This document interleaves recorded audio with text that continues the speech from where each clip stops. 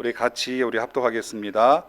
여호와는 나의 목자시니 내게 부족함이 없으리로다. 그가 나를 푸른 풀밭에 누이시며 쉴만한 물가로 인도하시는도다. 내 영혼을 소생시키시고 자기 이름을 위하여 의의 길로 인도하시는도다. 내가 사망의 음침한 골짜기로 다닐지라도 해를 두려워하지 아니할 것은 나와 함께 하심이라. 주의 지팡이와 막대기가 나를 안위하시나이다. 주께서 내 원수의 목전에서 내게 상을 차려주시고 기름을 내 머리에 부으셨으니 내 잔이 넘치나이다. 내 평생의 선하심과 인자하심이 반드시 나를 따르리니 내가 여호와의 집에 영원히 살리로다. 아멘.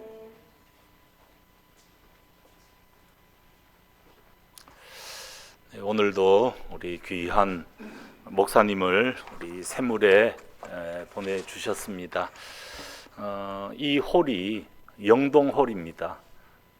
영동홀, 서울 영동교회에서 헌금으로 이 홀을 이렇게 만들 수 있었고, 그때 영동교회를, 서울 영동교회를 섬기시던 우리 정현구 목사님 오늘 말씀을 전하기 위해 오셨습니다. 이제 서울 영동교회 은퇴하시고 지금은 저기 고양시에 있는 에스라 성경대학원대학교 에스라 성경대학원에서 총장으로 지금 섬기고 계시는 귀한 하나님의 종입니다. 이제 우리 정형구 목사님 나오셔서 말씀 전해 주실 때 많은 은혜의 시간 되시기를 바랍니다. 우리 목사님 모실 때 박수로 모셨으면 좋겠습니다.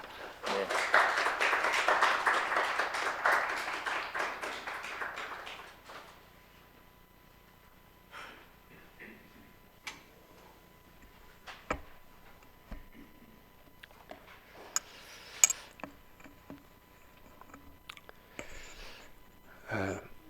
샘물 호스피스는 목회 기간 중에 매우 자주 제가 왔고, 또 저희 성도들이 이곳에서 또 하나님 나라 가기 전까지 너무나 따뜻하고 행복한 이곳에서 지내면서 또 이곳 저 잔디장 수목장에 여러 성도들이 지금 계시기도 합니다.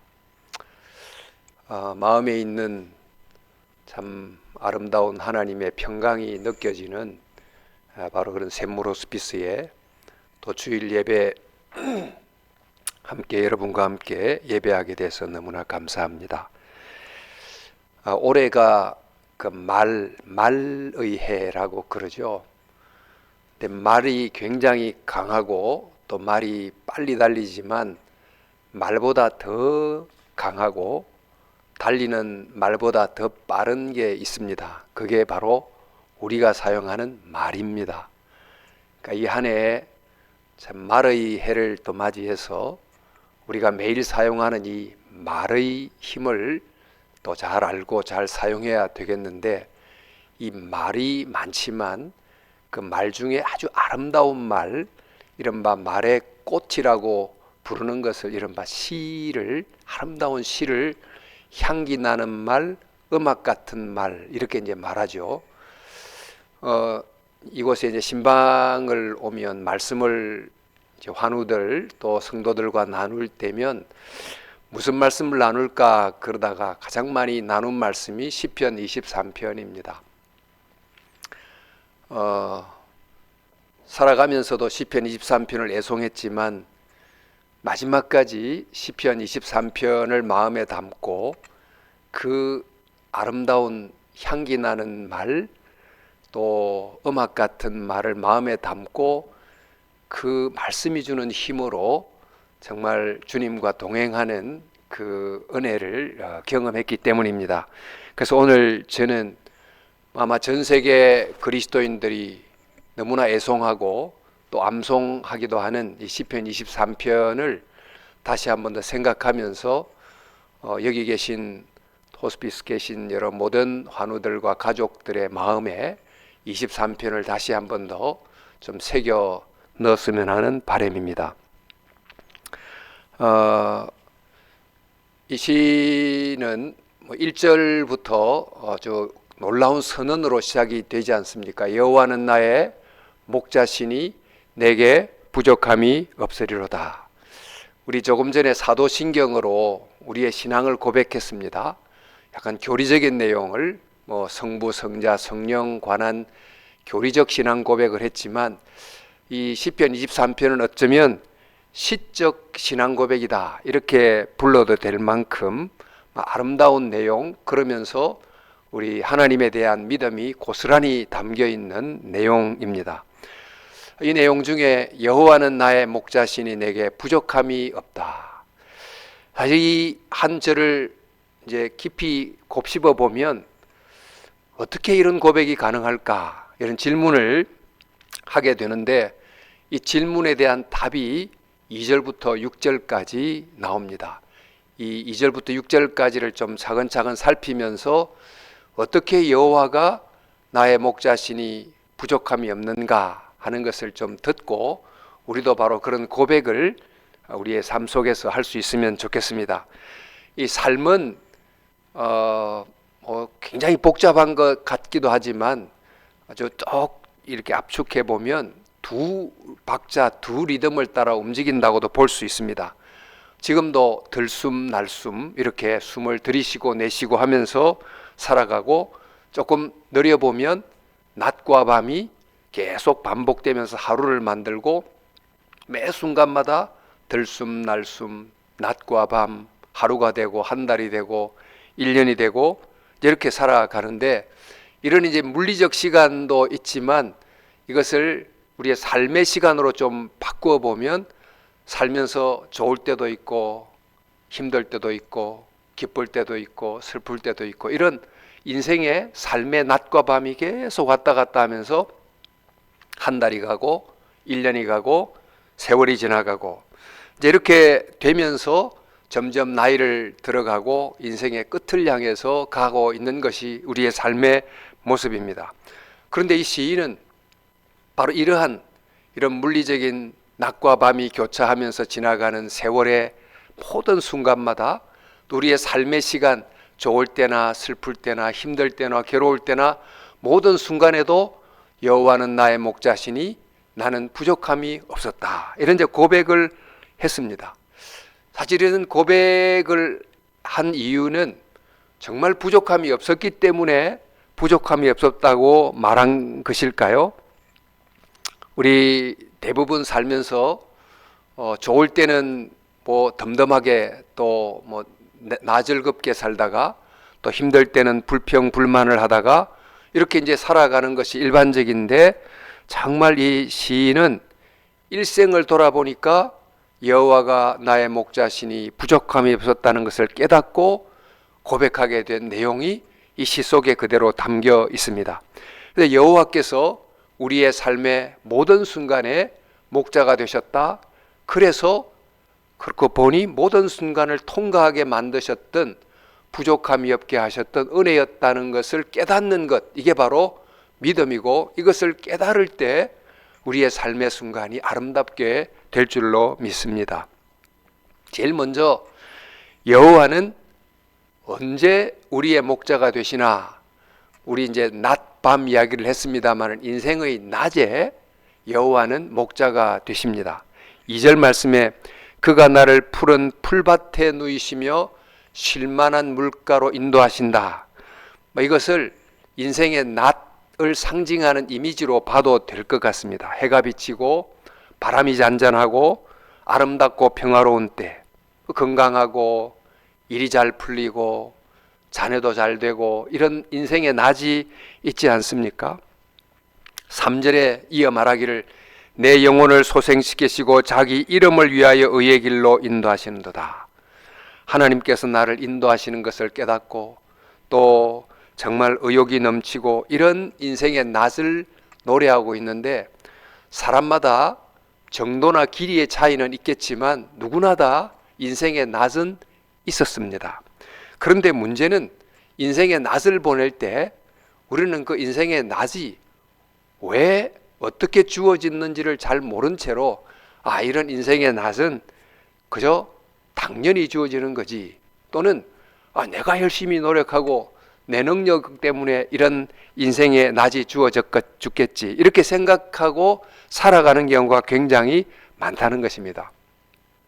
그런데 정말 조금만 자세히 우리의 인생의 낫을 관찰해 보면 우리의 인생의 낫은 그냥 주어진, 우연히 주어진 것이거나 당연히 주어진 것이거나 내 노력 때문에 주어진 것이라기보다는 하나님이 주신 선물이라는 것을 깨닫게 됩니다.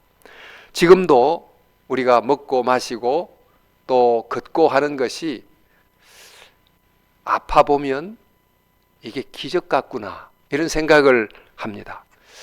아마 의학하시고 의사, 간호사도 많이 계시겠지만 인간 신체를 연구하시면서도 어떻게 해서 우리가 먹는 음식이 몸속으로 들어가서 이게 에너지가 되고 살이 되고 피가 되고 이렇게 되는지 가만히 살펴보면 너무 신비롭고 조화로워서 이게 정말 기적이다, 이런 생각을 하지 않을 수가 없는 것입니다. 그렇습니다. 정말 우리가 깨닫고 보면 모든 것이 선물이고 하나님 주신 은혜로 인생의 낫을 산다는 것을 깨닫습니다. 그리고 깨달은 사람이 고백하는 거예요. 우리 인생의 낮에 여호와께서 정말 하늘의 낮에 저 위에 떠 있는 태양이 비춰서 온 생물이 살아갈 수 있게 도와주는 것처럼 나의 삶을 살도록 도와주신 하나님이 목자가 되심으로 내게 이런 인생의 낮이라고 하는 축복이 주어졌구나, 이렇게 고백을 하게 된다는 것입니다. 그러니까 그저 우리의 인생의 낫을 하나님의 은혜임을 깨닫지 못하고 지내는 것하고 이것이 하나님의 은혜이라는 걸 깨닫고 지내는 것은 똑같은 인생의 낫인데 차원이 달라지는 거죠. 그러니까 다윗은 바로 그런 여호와의 목자 되심을 알고 인생의 낮에도 여호와께서 목자가 돼서 나를 저 잔잔한 물가로 또 쉼터로 인도했다고 고백한 것입니다. 우리가 사랑하는 우리 대한민국 지성이라고 하는 이어령 교수께서 말기에 이제 암투병을 하게 됐고 참 힘든 시간을 보냈습니다만, 그분이 지성인이다 보니까 그 마지막 순간까지도 삶의 의미가 뭔지를 깊이 생각하고 또 마지막까지 좀 인터뷰를 하고 그걸 책으로 출판하기도 했는데, 그분이 했던 이어령의 마지막 수업이라는 인터뷰 책으로 출판된 내용의 일부분을 제가 좀 소개를 하자면,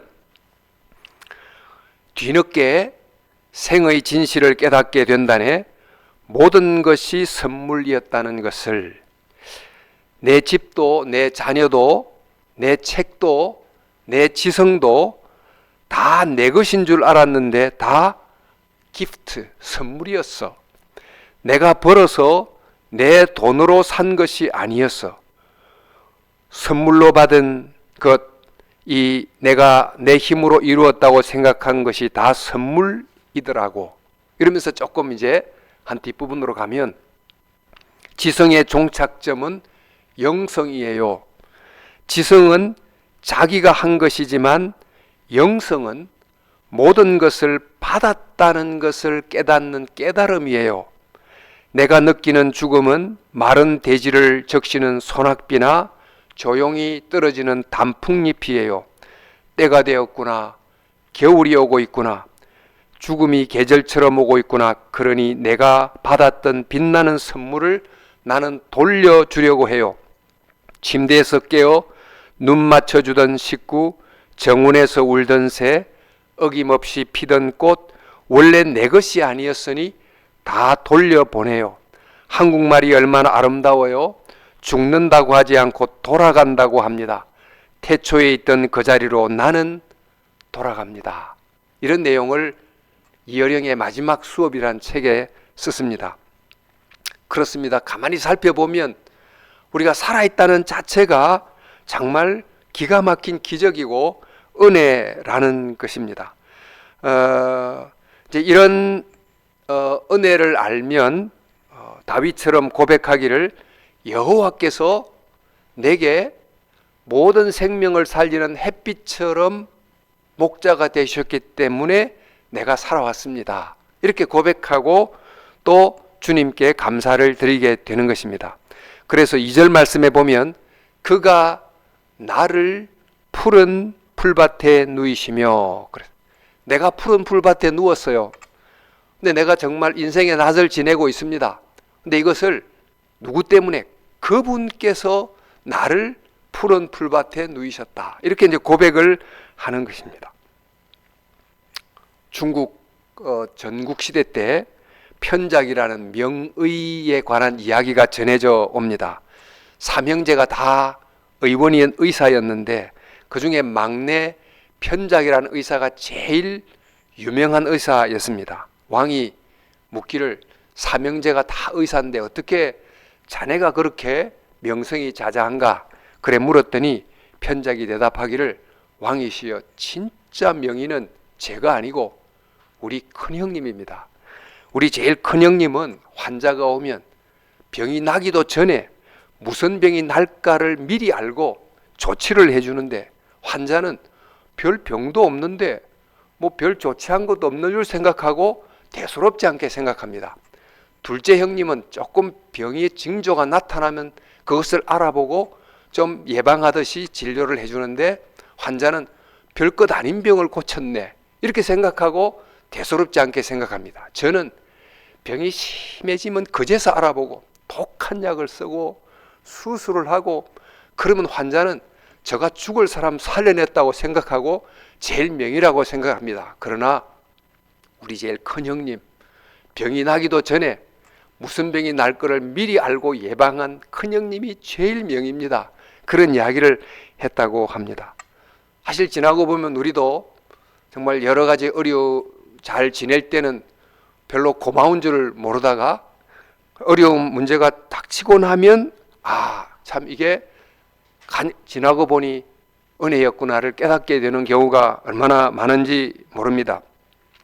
우리 이제 코로나 시기가 지났습니다만은 코로나 때 우리가 늘 하는 말이 일상이 당연한 게 아니었어요. 이런 말을 얼마나 많이 했는지 모릅니다. 그리고 그때 참 많이 불렀던 노래가 은혜라는 찬양인데 내가 누려왔던 모든 것들이 당연한 게 아니라 은혜였소.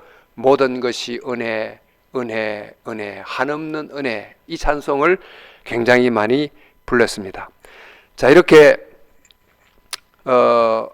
하나님께서 우리에게 인생의 낮을 통과할 때도 햇빛처럼 정말 조용히 비춰주시는 목자가 되심으로 내게 부족함이 없었습니다. 이렇게 고백하는 다윗, 이 다윗처럼 저희들도 그렇게 고백하는 저와 여러분이 되기를 바랍니다. 이 다윗은 인생의 낮에도 여호와의 목자 되심을 노래했지만 인생의 밤에도 여호와는 목자시니 내게 부족함이 없었다. 이런 고백을 했습니다. 그런데 그때 여호와는 어떤 모습의 목자가 되셨기에 다윗의 입에서 부족함이 없었다고 고백할 수 있었을까?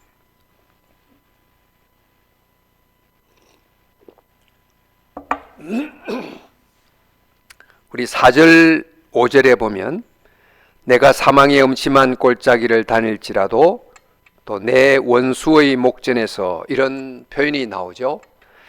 사망의 음침한 골짜기나 원수의 목전은 말 그대로 인생의 밤의 내용을 담고 있습니다. 삶에는 낮도 있지만 반드시 밤도 있습니다. 질병도 있고 고통도 있고 갈등도 있고 뭐 등등 여러 가지 밤이 다양한 형태로 우리를 찾아옵니다. 그런데 이런 밤의 특징이 있는데 그 특징은 밤이 되면 아주 가까이 있는 것만 보이고 조금 멀리 있는 것이 잘 보이지를 않습니다. 내 앞에 닥쳐진 문제는 어마어마하게 크게 보이는데 다른 것들은 다 가려지는 경우가 많다는 것입니다. 정말 제가 이제 목회 25년 현장 목회를 하면서 성도들의 삶 속에 얼마나 다양한 형태의 밤이 존재하는가를 발견하게 됐어요. 진짜 다양한 형태의 밤이 존재하는구나를 깨닫게 됐는데, 그때 그런 밤이 오면 늘 묻는 질문이 있어요. 하나님, 당신은 어디 계십니까? 왜 하나님 보이지 않습니까? 이런 질문을 밤이 되면 많이 합니다. 근데 내 앞에 지금 닥친 이 밤의 고통과 현실은 엄청 크게 보이지만 그 외에는 잘 보이지 않다 보니까 특별히 이런 질문을 하게 되는데, 다윗도 역시 이런 밤을 많이 경험했던 사람인데, 그 다윗이 그 밤에 하나님이 어떻게 함께 하셨는지를 그가 말하기를 주의 지팡이와 막대기가 나를 안위하셨다 그랬어요.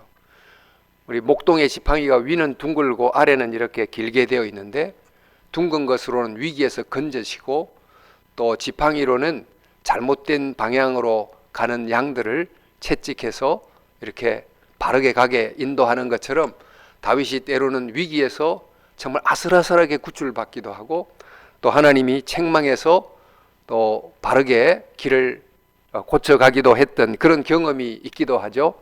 그리고 또 원수의 목전에서 상을 차려주신다, 이런 고백도 했어요. 밤에 어떤 형태로 여호와께서 함께 하셨나, 지나고 보니까 원수의 목전에서 잔치상을 베풀어 주셨던 것을 그가 기억하게 된 것입니다. 수많은 원수들이 나를 찾아오면, 그 눈으로 나를 노려보면 모든 게 두렵고 괴롭고 힘들어지는데, 바로 그럴 때 하나님 아버지 하고 부르짖기도 하고 말씀 앞에 들어가기도 하고 이러면, 그 순간에 있는 나에게 하나님께서 정말 위로의 말씀을 주시고 용기의 말씀을 주시거나, 또 어떤 도움의 사람을 만나게 해주시거나, 이런 다양한 형태로 원수 앞에서 잔치상을 베풀어 주시는 경험을 하게 해주시고, 또 기름으로 내 머리에 부으신다, 이 어려움을 견뎌나갈 수 있는 위로와 용기와 같은 힘을 내 속에 막 부어주시는 것을 경험하게 됩니다. 이런 형태로 하나님께서 그 인생의 밤에 함께 하셨다는 것을 다윗이 고백하게 된 것입니다. 근데 인생의 밤에도 여호와께서 목자가 되셔서 함께 하셨는데, 그 낮과는 다른 형태로 함께 한다는 것을 다윗이 경험하고 이렇게 말합니다.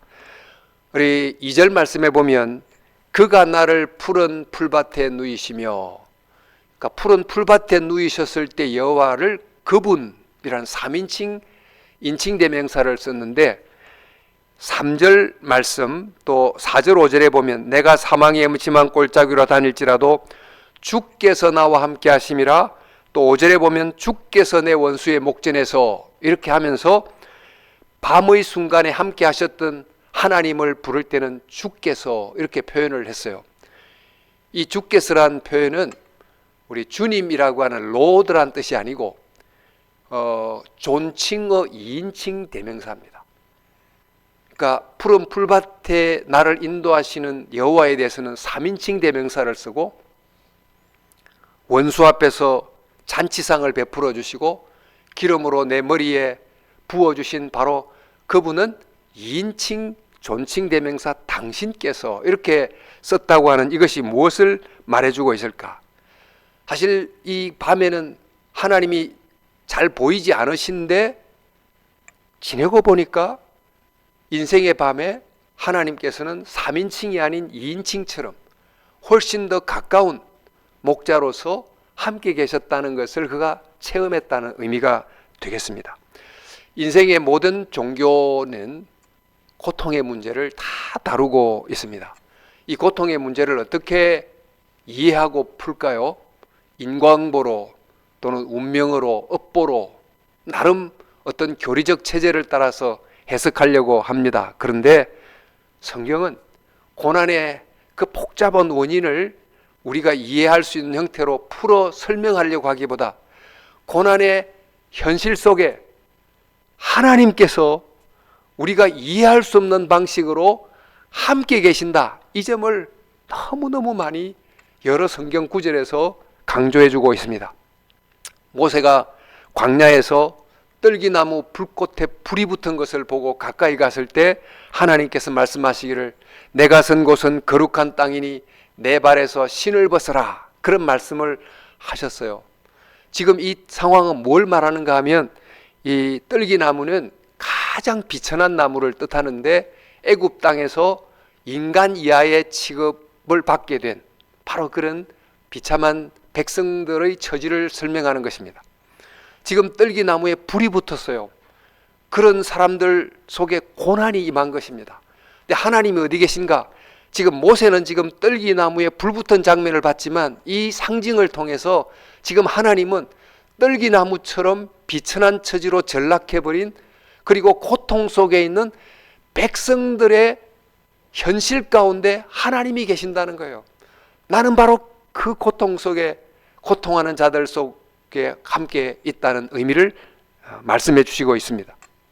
사울이 다메섹으로 회심하기 전에 그리스도인을 잡으러 막 가다가 부활의 주님을 만났을 때 주님께서 빛 속에 나타나셔서 말씀하시기를 사울아 사울아 내가 어찌하여 나를 핍박하느냐.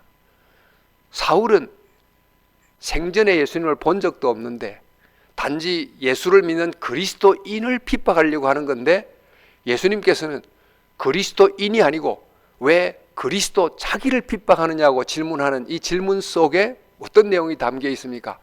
고통당하고 고난당하는 그리스도인의 현장 속에 그리스도께서 함께 계시다는 것을 우리에게 알려주고 있는 거죠. 이 놀라운 진리가 가장 극명하게 드러난 곳이 바로 십자가입니다. 여러분,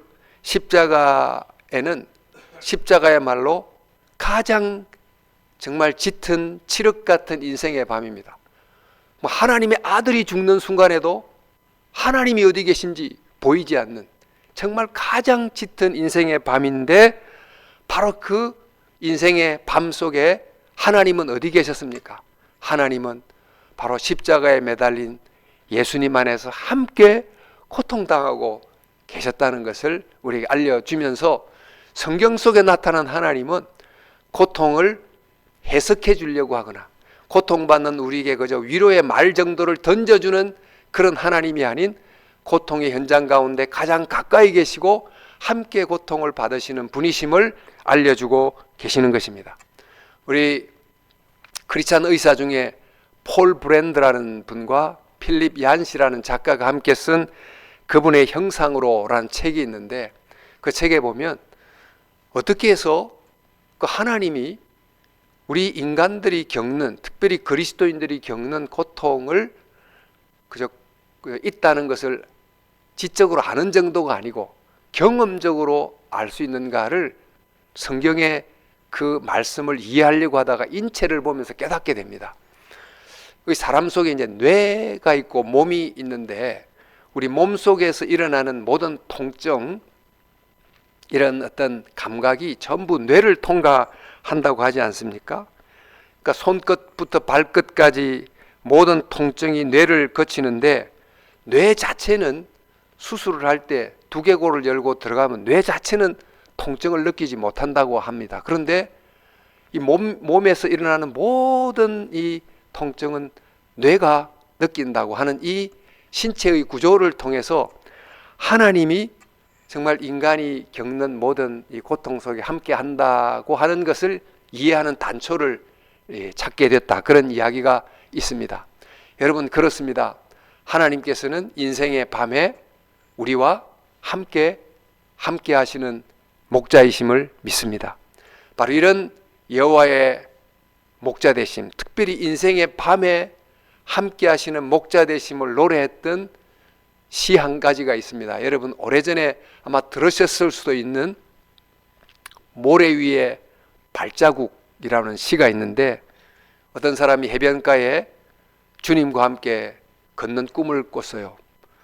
다 해변가에 찍힌 발자국을 보니까 두 사람의 발자국이 딱 찍혀 있다가 어떤 한 순간에 가니까 한 사람의 발자국밖에 찍혀있지 않는 걸 보고 가만히 보니 바로 그때가 내 인생의 가장 어려운 때인데 그가 묻기를 주님, 늘 나와 함께 걷는다고 약속하지 않으셨습니까? 그런데 내 인생의 가장 힘든 순간에는 왜 내 발자국밖에 없고 주님 발자국이 보이지 않으시군요. 그랬더니 주님께서 하시는 말씀이, 얘야, 그때 그 발자국은 너의 발자국이 아니고 나의 발자국이었다. 내가 너를 업고 걸었다. 그런 내용의 시가 있기도 합니다. 여러분, 그래서 인생의 밤에는 여호와가 어떤 형태의 목자가 되시는가? 햇빛 같은 동행으로 목자가 되시는 것이 아니고 달빛같이 더 은은하게, 더 가깝게 우리에게 다가와서 동행하시는 목자가 되심으로 다윗이 여호와는 나의 목자시니 내게 부족함이 없었다, 이렇게 고백하게 되는데, 이런 고백이 저와 여러분들의 동일한 고백이 될 수 있기를 진심으로 바랍니다. 우리가 인생의 낮을 지나고 또 인생의 밤을 지나면서 이렇게 한 해가 가고 또 10년이 가고 이렇게 쭉 가다가 인생의 끝지점에 마침내 이르게 됩니다. 이제 그런 끝지점에 모두가 다 이르게 되는데, 그때가 되면 지금까지 익숙했던 길을 걸어오다가 정말 지도에는 없는 길, 지금 인생의 모든 사람들이 말했던 인생 지도에는 전혀 없는 길, 그 길을 이제 가야 됩니다. 그런데 이 길은 아무도 가본 적이, 살아있는 사람 중에 가본 사람이 없고 또 혼자 가야 되기 때문에 굉장히 이제 두려운데, 그런 점에서 이 순간이야말로 가장 부족함이 많은 시간이에요. 모든 게 다 부족한, 지금 이 세상 살면서 내가 모았던 모든 것, 내가 가졌던 모든 것, 아무런 소용이 없는, 그 모든 것들을 다 써도 소용이 없는, 모든 것이 부족하기만 한 마지막 순간을 만나게 됩니다. 그런데 그 인생의 가장 부족한 인생의 끝지점에서 다윗이 어떻게 노래하는가 봤더니, 내 평생의 선하심과 인자하심이 반드시 나를 따르리니, 끝까지 나를 따르리니 내가 여호와의 집에 영원히 살리로다, 이렇게 노래하는 것입니다. 즉 지금까지 여호와께 인생의 낮을 인도하셨고 인생의 밤을 목자로 인도하셨다면, 그분은 인생의 저 끝 너머까지도 반드시 인도할 줄로 믿습니다. 이런 고백을 그가 한 것입니다. 왜 이런 노래를 할 수 있었을까요? 우리가 믿는 믿음 안에서 인생의 끝은 끝이 아니고 일종의 과정이잖아요. 그래서 우리 샘물에 오면 그런 이야기를 많이 합니다. 아마 여기 어디 붙어져 있을기도 할 텐데, 인생의 끝은 END가 아니고 AND입니다. 그렇습니다. 똑같은 end인데 끝이 아니고 그 다음, 그리고 그 다음, 이어지는 과정이라는 것입니다. 예수 안에서 이 소망이 얼마나 복된지, 이곳에 있는 동안 바로 정말 AND라고 하는 그 너머의 소망을 붙들고 살아가는 것이 얼마나 귀한지 모릅니다. 우리가 이 땅에 살면서 종종 그 하늘의 별을 보면서 별빛처럼 빛나는 저 하나님의 나라를 소망하며 살아왔는데, 정말 별빛처럼 찬란한 그 하나님의 나라로 우리를 이끌어 인도해 주는 분이 여호와 나의 목자이신 것입니다. 유명한 그 신학자이자 학자인 조나단 에드워드 하는 분이 젊은 시절에 이런 설교를 했습니다. 크리스찬의 행복이라는 설교를 했는데, 그 크리스찬의 행복이라는 설교에서 세 가지 행복을 이야기를 했습니다. 첫 번째 행복, 그리스도인들에게는 나쁜 일조차도 합력하여 선을 이룬다. 로마서 8장 28절을 가지고. 두 번째 행복, 그리스도인들이 가진 선한 것들, 즉 하나님의 자녀됨, 의롭다함을 받음, 그리스도와 연합됨 같은 그리스도인이 가진 선한 것은 이 세상 그 무엇도 뺏을 수 없다. 로마서 8장 38절 39절. 그리고 세 번째로 가장 좋은 것, 즉 내가 새하늘과 새 땅 또 영생을 얻는 이 가장 좋은 것은 아직 시작되지 않았다. 이걸 가지고 크리스찬의 세 가지 행복을 이야기했습니다. 그래요. 우리 세상 사람들은 이 세상 다 즐겁게 살다가 인생의 끝이 되면 좋은 시절 다 지났다, 이렇게 말하고 마지막을 맞이합니다. 그런데 이 조나단 에드워드의 설교문에 있는 것처럼 그리스도인들은 좋은 시절도 지나가긴 했지만 그러나 아직 가장 좋은 것은 오지 않았다, 이런 마음으로 저 별빛 찬란한 하나님의 나라를 바라보고 걸어가게 된다는 것입니다. 다윗이 바로 이런 소망이 있었기 때문에 인생의 끝지점에서도 정말 여호와가 나의 목자셨기에 부족함이 없었다 고백했던 것처럼 저와 여러분들도 이런 고백을 할 수 있기를 바랍니다.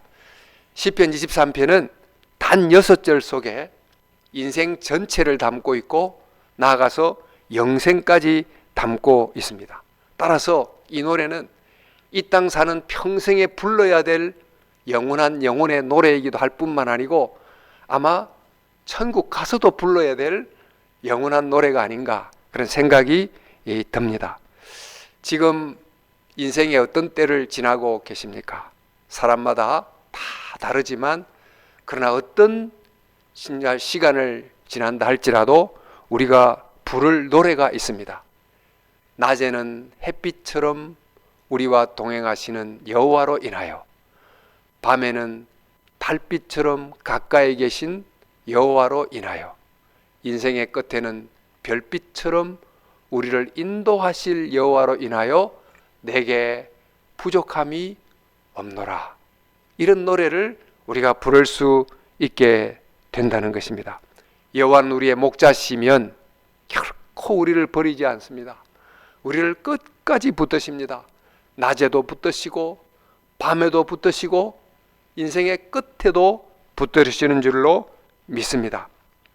정말 이 믿음 가지시고 이곳에 있는 샘물 호스피스 여러 가족 여러분 모두가 시편 23편의 영혼의 노래를 다시 한 번 더 마음에 새기고 이 노래를 부르면서 지금 주어진 삶의 길을 정말 걸어갈 수 있기를, 또 주님의 동행을 확인할 수 있기를, 그래서 힘들고 때론 어렵지만 그러나 여호와가 목자 되셨다고 하는 인생의 가장 중요한 것을 붙들고 있기에 모든 상황에서도 하나님, 상대적인 것은 좀 비교해 볼 때 부족할 수 있어도 절대적인 진리, 여호와는 나의 목자가 되셨다고 하는 이 진리를 붙들고 모든 상황에서도 나는 부족함이 없노라, 이렇게 고백하며 또 살아가는 저와 여러분 될 수 있기를 주님의 이름으로 축원합니다. 기도하겠습니다. 하나님 아버지, 시편 23편 아름다운 노래를 우리에게 주시고 또 지금도 우리의 마음에 담고 이 노래를 부르며 여호와 나의 목자이심을 의지하며 살아가기를 원합니다. 우리의 삶의 시간이 지금 어떤 순간이라 할지라도 한결같이 여호와께서 나의 목자 되심을 온전히 붙들고 그 순간순간마다 때로는 감사하고 때로는 주님을 찬양하고 또 주님께 기도하고 또 주와 함께 걸어가는, 그리하여 시편 23편이 우리의 인생의 노래가 될 수 있기를, 지금 이 순간에 고백이 될 수 있기를 원합니다. 주여 함께 주시옵소서. 예수님 이름 받들어 기도 올리옵나이다. 아멘.